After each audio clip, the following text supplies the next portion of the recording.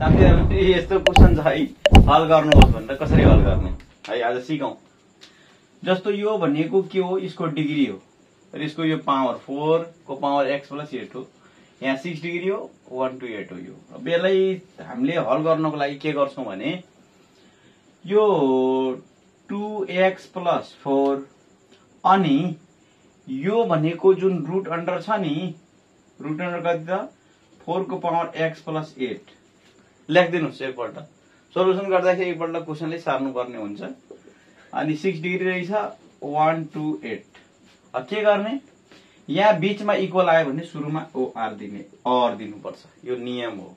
हेर्नुस् त, यो भनेको 4 को पावर x + 8 होललाई हामी के गर्न सक्छौं भने इन्टु गरेर 1 by के त 2x + 4 पावरमै हामी गर्न मिल्छ फेरि बराबर। यो कति छ 1 to 8, यसलाई पनि हामी के गर्न सक्छौं इन्टु 1/6 गरिदिन्छौं। हेर्नुस् अब के गर्ने, यहाँ 4 को पावर कति गरिदिनुस् 2 गरिदिनुस्। 4 को पावर 2 हुन्छ अनि यसको पावर कति छ त x + 8 छ र यसको होल पावर कति छ त, होल पावर भन्नाले यो 1/2x + 4। त हामी के गर्दिन्छौं यसरी गरेर है 2 को पावर मैले के गर्दिए 2 को पावर 2 गर्दाखेरि कति हुन्छ त 4 हुन्छ। अनि अब यो 1 कति छ त 2x + 4 अनि यसलाई 128 को के गर्नुस् एलसीएम गर्दै जानुस् है। 2 ले गर्नुहुन्छ 6 हुन्छ, यहाँ 4 हुन्छ, 2 ले गर्नुहुन्छ 32 हुन्छ, 2 ले 16 हुन्छ, 2 ले कति हुन्छ 8 हुन्छ, 2 ले कति हुन्छ 4 हुन्छ, 2 ले कति हुन्छ 2 हुन्छ। यानी कि 1 2 3 4 5 6 7 7 वटा आयो। के 7 वटा आयो त 2 को पावर 7 आउँछ। यहाँ 2 को पावर मैले कति लेख्दिन्छु भने 7 * 1/6। अब हेर्नुस् यहाँ यो 2 को पावर 2x प्लस कति भयो 8 दूनी 16। अब यसको पावर कति त 1/2x + 4। यो पावरमा के गर्नु पर्ने त मल्टिप्लाई गर्नु पर्ने। अनि हेर्नुस् यो कति भयो 2 को पावर 7/6। हेर्नुस् त यो कति भइदिन्छ 2 को पावर 2x + 16/2x + 4 अनि 2 को पावर कति त 7/6। अब यो पावर अनि यो के रे सरी यो बेस र यो बेस मिल्यो भने के हुन्छ पावर त बराबर हुन्छ। त्यसकारण हामी के गर्छौं 2x + 6/2x + 4 6 हैन यो 16 छ, यो 16 हो अनि यो 7/6 गरिदिनुस्।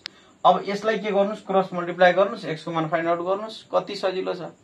अब यहाँबाट हामीले यसरी अब माथिकोमा मेटाइदियौं, म मेटाउँछु अनि त्यसपछि गर्दै जाउँ।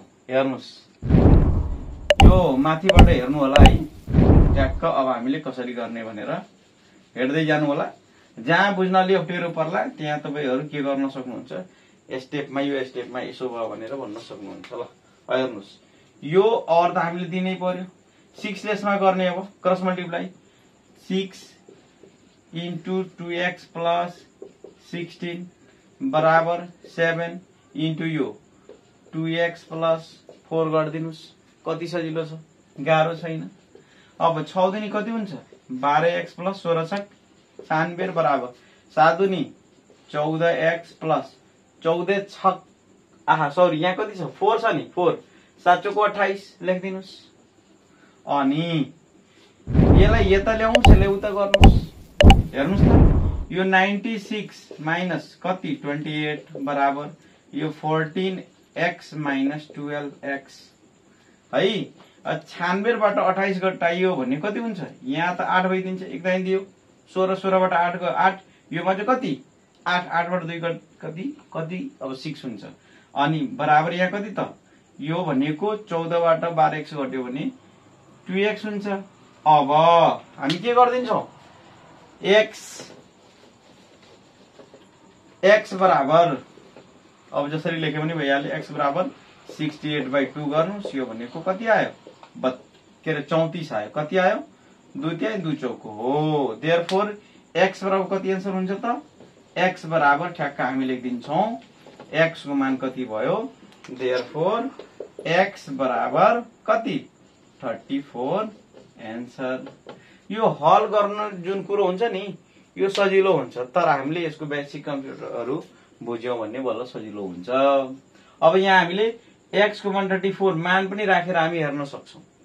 हस् त, यस्तो यस्तो प्रश्नहरू सोलुसनको लागि मेरो च्यानललाई सब्स्क्राइब गर्नुहोला, लाइक गर्नुहोला र कमेन्ट गर्न नभुल्नुहोला। हस् त, धन्यवाद।